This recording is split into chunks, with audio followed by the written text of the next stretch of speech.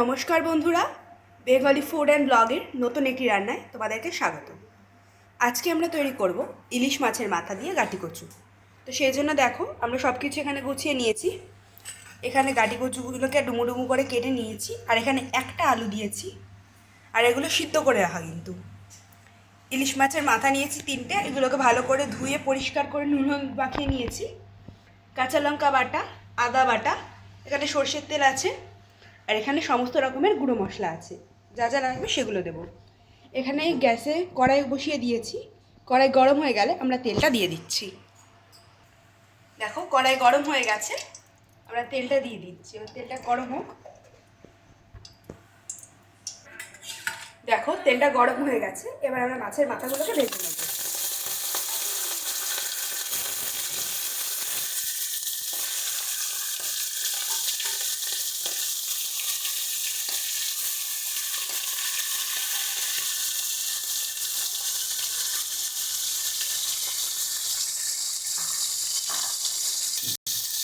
দেখো মাছের মাথাগুলোকে আমরা সুন্দর করে দু পিঠি উল্টে পাল্টে ভেজে দিচ্ছি।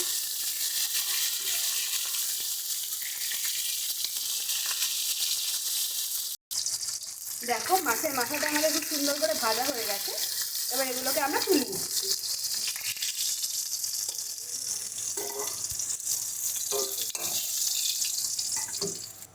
দেখো এই মাছ ভাজার তেলের মধ্যেই আমরা একদম অল্প পরিমাণে জিরে দিয়ে দিচ্ছি।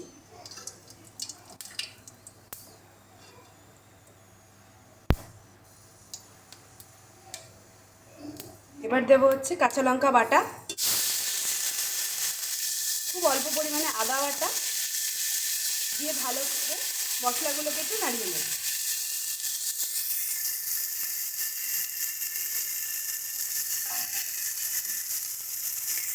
হলুদ গুঁড়ো, শুকনো লঙ্কার গুঁড়ো,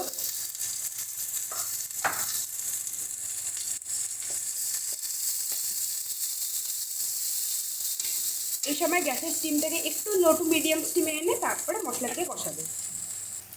স্বাদ মতো লবণ দিয়ে দিচ্ছি।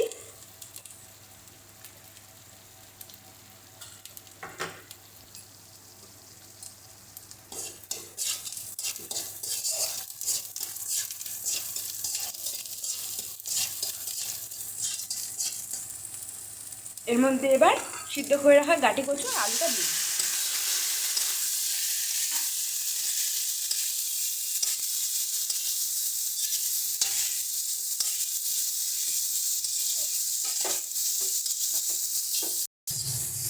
দেখো এটাকে ভালো মতো কষিয়ে নিয়েছি। এবার এর মধ্যে জল দিয়ে দেবো।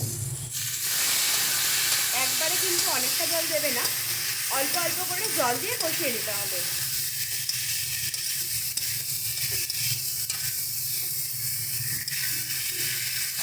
এবার আমরা ইলিশ মাছের মাথাগুলো দিয়ে দিচ্ছি।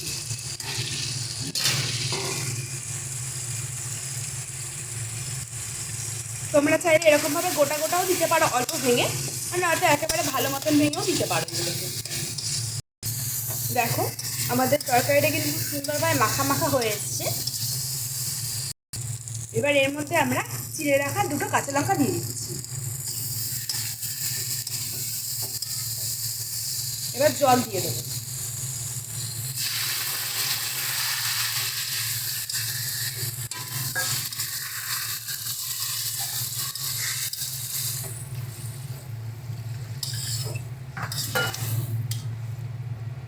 এবার এটাকে বেশ কিছুক্ষণের জন্য ঢাকনা দিয়ে ছেড়ে দেবো।